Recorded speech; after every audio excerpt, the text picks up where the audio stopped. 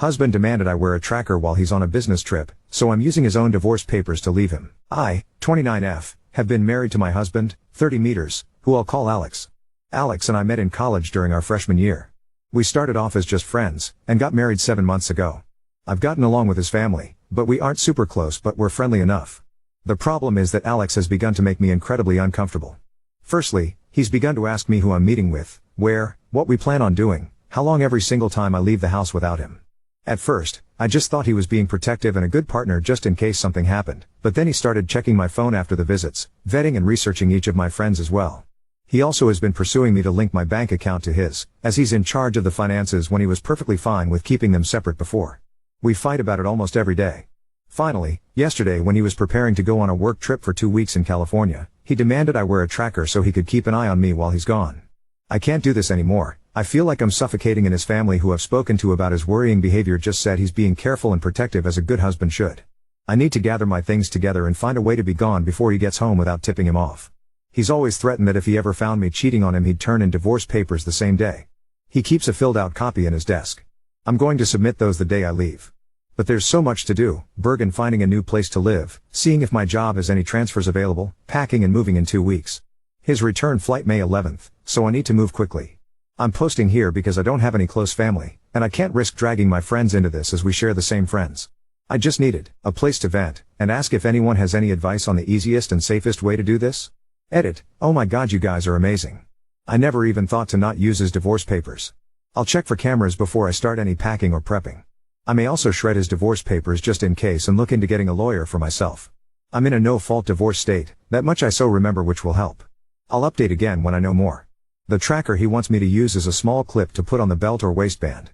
I'll wear it unless I'm going or doing something related to me leaving. No pets yet, thankfully. Update 1. Ome asked why I'd be hiding things from Alex regarding going out and who I'm meeting with. I don't, and I have nothing to hide. However, when he begins to then double-check everything I tell him with the other people there, right down to each person I talk to and what I said. Did I send any text MSGs? Did I order food? How much did I eat? That's when it started to feel like I was slowly being pushed into a corner. It didn't start that bad, but gradually grew worse over time. All of the Reddit subs my in-laws' families are part of our related gardening and DIY, so I highly doubt they'll see this. If so, by the time they do, I'll hopefully be gone. I talked to my job and explained things to my manager. And they promised to look into openings in other states to see if they could get me into one. They'll have an update on that in 3 days. I trust that my bank account is secured, considering he's tried to get into it before and failed. I found one camera in the kitchen, another in the living room, and one in our bedroom. As such, I've left them in place for now and done all other planning, either in the bathroom pretending I'm taking a bath. I'm honestly staying away from the domestic violence services as my sister-in-law is unfortunately higher up in those, considering she volunteers there, and I have a feeling if I did show up there, they would now in a heartbeat. I can't look for apartments until I get the update from my work, but either or I'm still gonna be leaving the state. The day before I do, I will be changing my number carrier and wiping my laptop and all of his electronics before I do. I've met with 2 lawyers so far and had them look over the paperwork. My husband had prepared and both said that it did have some clauses in it. That could have caused me some trouble down the line. What alarmed all of us closed the fact that several of those clauses dealt with future children, and not as a hypothetical. Like several hairs suggested, I have a feeling he fully intended on getting me pregnant to keep me trapped and tied to him. There are 3 other locations my job could send me to, and I have, as a precaution, begun looking into all 3 cities and housing in the areas. Just in case one of those, this is the one they send me to. Even if they don't have an opening that they can push me into, then I will just have to quit, move and figure things out on my own. I have enough money to live and survive for a few months until I can pick up another job. Unfortunately, all of our friends are mutuals and would likely be unaware of the consequences of saying or sharing anything I do or say with my husband. I don't have any surviving close family, and obviously my in-laws are not a good resource to rely on. I am on my own, unfortunately, other than the wonderful bonds I've begun to make here. I will update again if I get more information or something else happens. Update 2. Good news. My work has an opening I qualify for that will not only shift me across the country, but also comes with a salary increase as well. I've started telling my in-laws and friends that I'm planning a surprise outing for when my husband gets back for just the 2 of us. This way, people don't give me odd looks if they see me out and about. I've even gone as far as asking Mill to show me his favorite recipes. Meanwhile, I've found a moving comp, any that while small is willing to work in a storm. The reason is in 5 days, we're supposed to get hit with a large storm front. I plan to shut off the breaker and say we lost power if he asks, just as several people here suggested, and even send him a short clip of the storm. I will have all of my stuff moved that afternoon, and I will be flying out once the weather has cleared enough to do so. I have a lawyer who will push my divorce through, and I've filled out the necessary paperwork so that I don't have to be here for it. I'm not suing for assets or alimony, and I've shredded his divorce papers as well. I've set up a cheap payphone plan through Cricket until this is all said and done, at which point I will find a new carrier, number and phone. This one is being wiped and left behind. My laptop is provided by my work, and the IT department inspected it thoroughly and it was clean, thankfully. No other electronic aside from my laptop and new phone will be coming with me. If Alex needs to talk to me, he can do it through my lawyer. Not sure if anything else will happen. My fingers are crossed that he doesn't think anything's amiss until after I leave, and I'm not turning the breaker back on when I do. He can when he gets home. My work is covering the plane ticket, so that at least is one expense I don't have to finagle in. Update 3. It's been a busy week, but I've gotten so much done. Firstly, I am now out of the house and am currently in a hotel while I look for an apartment. It's a big city, bustling with people no matter where you look. We had a pretty bad storm system hit back home, that actually lasted 2 days. High winds, thunder, lightning and even hail everywhere. I didn't take much from the house, my documents, clothes and important sentimental items. I left all of the furniture and electronics behind. I cleaned the house top to bottom and took pictures on my phone so he couldn't claim I damaged anything when I left. My lawyer has already started say proceedings, and my husband will be served on the 8th. His plane is due to land early morning, and the sheriff will be there at the house waiting for him. He is very much about public appearances and reputation. My lawyer will be calling him as well to inform him that I am more than willing to air out everything to the public about his actions if it means securing my freedom from him. I will go to court as long as I must to get this pushed through. I haven't told our friends or his in-laws yet. I will do that while he is on the flight to prevent him from getting wind of it before he's handed the divorce papers. I will be calling around and explaining why we're getting divorced, to try and prevent him from twisting this into somehow being my fault. I don't want him trying to claim I had an affair or something, so I want to get the truth out before he can twist this. I'm doing okay. I'm tired, but yet I feel almost jittery and off-kilter. I keep looking over my shoulder and monitoring what I say even when I don't really need to anymore. Hopefully that will fade soon. My work is covering the cost of the hotel, and I'm working on getting my other things in order. I also need to find a new GP as I want to get a full test just to make sure everything is okay. I don't know when my next update will be, probably when the divorce papers are filed or if we have to go to court to push them through. I will try to keep my head up, but it feels like I'm in a whirlwind or something with so many things to do and think about. I kinda thought it would be easier once I got out of the house, but while the fear is smaller, somehow the number of tasks only seems to have grown. Update 4. Firstly, I'm working on getting an apartment still and have applications in at 3 different places and will hopefully hear back from them soon. I'm still going into work here at the new location, so I don't have to worry about burning through my emergency savings completely. I've gotten a lot of emails from Alex, his family and our old friend group asking question after question. I have only sent one return email to Alex, explaining that I don't believe we are truly compatible, and it is best we separate now. That his treatment of me when I'd done nothing to deserve as such was just as much of a deal breaker as cheating was for him. I ended the email with the statement that I would not be contacting him further and anything else he needed to pass on to me or vice versa would be done through my lawyer. For his family and friends, I just typed up one email outlining everything that had happened and why I left. I told them I wished them no ill will, but that such treatment of his wife and partner was not acceptable. That should Alex get remarried in the future, I wish they would help support both partners and not just Alex. Alex, from what my lawyer told me, was livid when he was served. The sheriff actually ended up booking him for assault on an officer and menacing due to the threats he was shouting.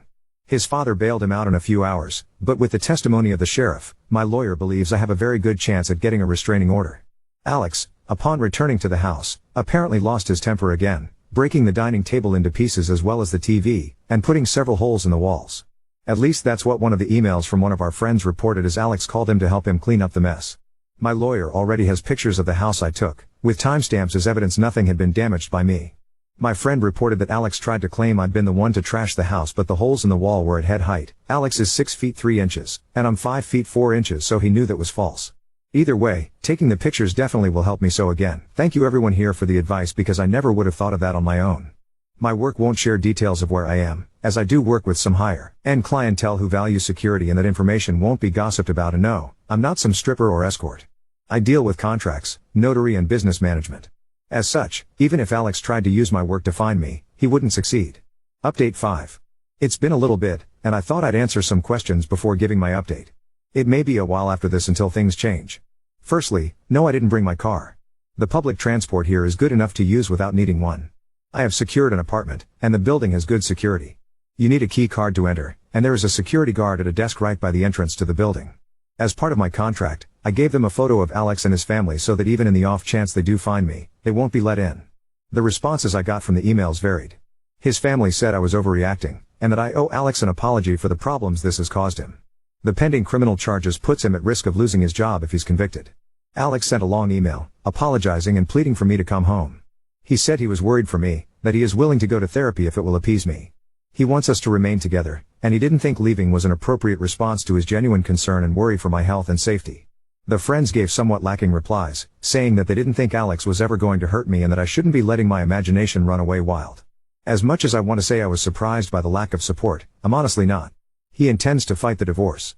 I am letting my lawyer handle it, and I am also pursuing a protective order as well. Once I got approved for my apartment, I also froze my credit. I've changed my phone carrier and number, as well as making sure none of my documents list Alex as next of kin or POA. Some have asked why I was so paranoid about Alex and his possible future actions. The answer or that actually is somewhat simple, my grandmother. I love that woman to bits. As a teen, she explained why my grandfather was never around. He was extremely abusive and manipulative, and her generation didn't allow divorce really. She wouldn't have been able to buy a house or get a good enough job to support her and my mother on her own. As such, she endured it, shielded my mom as she could until my grandfather died. When I felt like I may have been overreacting, I remembered how she'd said she'd always wished she'd been able to see grandfather for what he was early on when she may have been able to annul the marriage. Update 6. The divorce is proceeding, but even though I don't need him to agree, and he's not, it means I have to go through the courts to get it approved. As such, it could be upwards of 6 months to push it through even though I'm filing without attempting to claim property, alimony or compensation. I just want a clean break and separation. Alex has attempted to use our friends to reach out to me, as he doesn't want to use my lawyer for communication. He's saying it's disrespectful and cowardly to hide behind my lawyer and not meet him face to face. Alex wrote me a letter that he did pass off to my lawyer, but the contents were him justifying his actions and claiming that in today's time it is dangerous for women to be on their own, which is why he was so intent on trying to keep me safe from harm. He wanted me to understand that he was trying to protect me as best he could and was hurt that I would just lie to him and hide my actions from him related to my dissatisfaction with our marriage and my moving. I didn't reply, because at no point did he apologize. All he did was turn everything around on me as I was being overly dramatic, emotional and cowardly. There was a second letter with Alex's from my sil.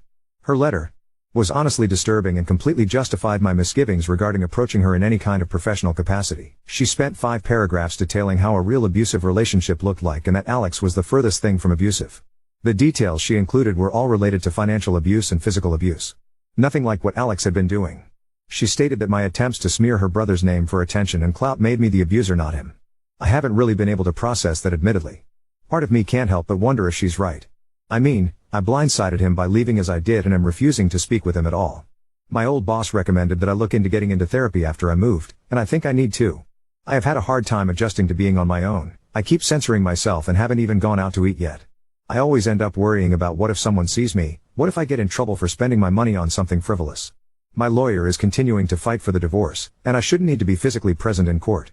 Any meetings needed between me and the judge can be done via Zoom. I'm trying to avoid confrontation with Alex and his family for now as much as I can and passed both letters to my lawyer in case he needs them. Our friends are mostly trying to avoid taking sides still, and I'm honestly approaching the point of just letting them go as well.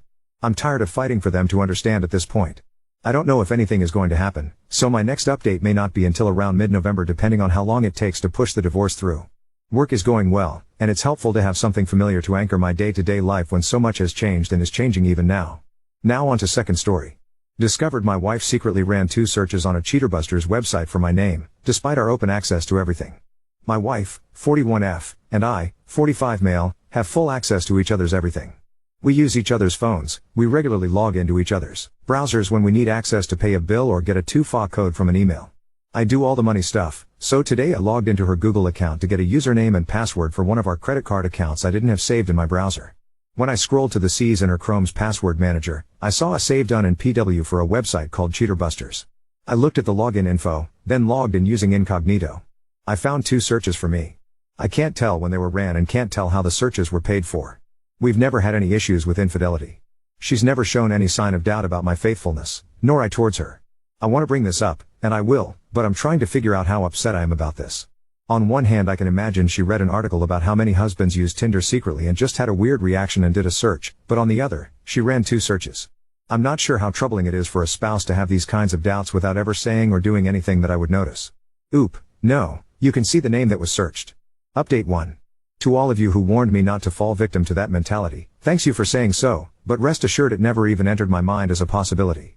What I didn't include in my post was that we've been struggling to connect for a while, but that we've acknowledged it and know the root issue. And that is we, and by we I mean mostly my wife, have had our hands completely full with our 2-5-year-old daughter who has had developmental issues that has forced a lot more attention and care compared to your typical 2-5-year-old. This is where 90% of her mental and physical energy has been the last 3 years, so I know she doesn't have the wherewithal to even entertain the idea of an affair. Add to that, she is in full I want another baby mode right now, running hormone screens each morning, timing our sex around her cycle, and this is where the other 10% of her energy has been spent the last 6 months. Now to the update. With how our last 2 to 3 years has been, I expected sometime in this window was when she ran the searches. My wife is the one who does most of the nighttime work keeping our daughter asleep, and since that's what is happening in what was formerly our marital bed, I have been sleeping in the guest room almost the entire last 2-5 years. As of about 9 p.m. each night, I have a chance to unwind, watch some TV, scroll Reddit, etc. and go to bed whenever I want. What I learned at lunch today was this dynamic has at times triggered an awareness in her that I could honestly be spending my nights doing anything I want and that she would have no way of knowing. I never thought about it, but yeah, I could actually be spending my nights at someone else's place and as long as I was home by the time they woke in the morning, I'd never be caught. As for our conversation where I learned this today, I started in jovially. When we sat down with our lunch, I simply said, "So, I have a question for you." She was like, "Oh no, what is it?" Realizing whatever I was about to bring up was going to be important, but not something she'd have to be defensive about. "So when's the last time you ran a search to see if I had a Tinder profile on Cheaterbuster?" I asked it point blank. She then attempted to say she had no idea what I was talking about, but I plainly called BS and asked her genuinely for us to move past that flight response and be honest. She was embarrassed, more than anything.